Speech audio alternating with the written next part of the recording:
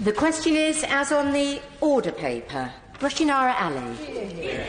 Thank you, Madam Deputy Speaker, and I'm grateful to the Honourable Member for St Albans and other co-sponsors for securing this very important debate about school funding. There are few subjects more important to this House than the future of the nation's children. They will be the inheritors of a post-Brexit Britain. They will be digital natives, as unfazed by digital technology as we are by electricity. They will bequeath we will bequeath to them the big challenges facing our country and the world, such as climate change, such as dealing with the new kinds of labour market and much else. And that's why it's so important that we invest in their talents. We ensure that our young people are among the best educated in the world. But let's start with the ugly truth. This government is letting down the next generation. Ministers are failing to make the investment that's needed. The government is endangering our prosperity, our productivity, by not investing in education and skills. Will my honourable friend give way? I give way to my honourable friend.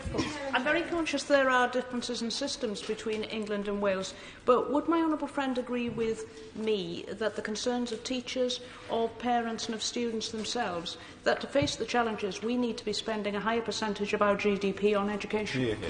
I absolutely agree with my honourable friend, and I think this is something that we should have cross-party agreement on to make sure that we invest in the future of our children, because that is what's going to ensure the prosperity of our nation. Through the budgets from 2010 onwards and into this Parliament, school budgets have been cut, as the honourable member has already mentioned.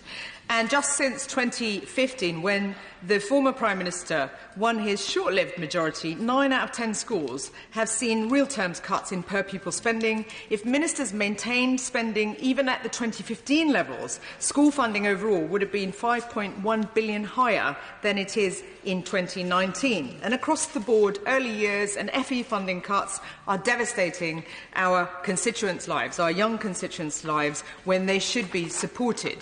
The Education Policy Institute found that the proportion of local authority secondary schools in deficit has trebled to more than a quarter of all such schools. In my constituency, with the highest child poverty rate in the country, schools and colleges are facing drastic cuts. An 11-point increase in child poverty since 2015 alone. And frankly, an enlightened government department would be putting resources into schools that need the resources rather than taking them away. My constituency faces a £16 million cut between 2015 and 2020. That is an assault on aspiration. My constituency, the education was transformed over the previous decades, and that's because of investment, that's because of government support. And taking that away damages lives and makes matters worse for them. And I know that is the case with many across the House, with their constituents.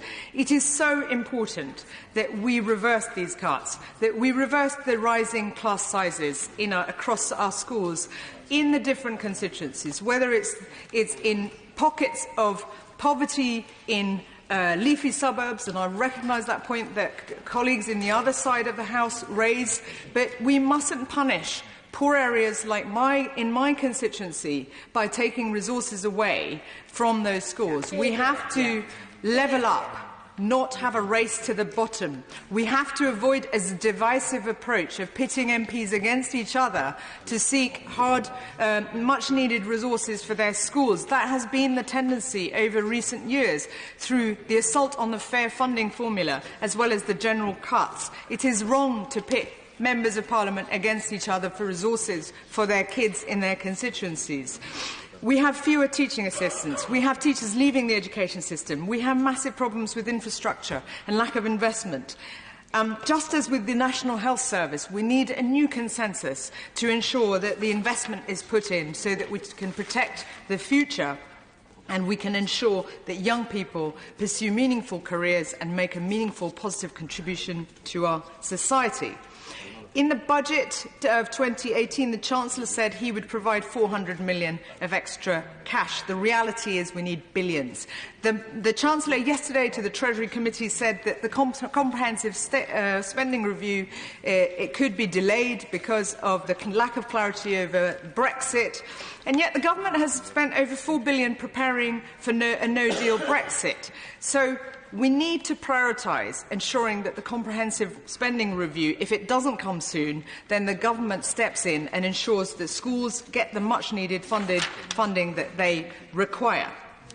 We need pupils to be taught in decent-sized classrooms, in safe classrooms, with good modern equipment, with motivated teachers, tailored education for all, a range of cultural enrichment. And we need to make sure that their full potential is realised. We need to make sure that the education system not only tackles social exclusion and discrimination by ensuring all children thrive, but that they can thrive in order to ensure our economy is among the world-class economies that we need it to be against the face of future challenges. We need our education system to provide the future engineers, the scientists, the entrepreneurs, the artists, the writers, and be the best in the world. That is what's lacking, because this government lacks the aspiration and the courage to invest in our future by investing in the future generations of young people that we need to invest in. So I call on the Minister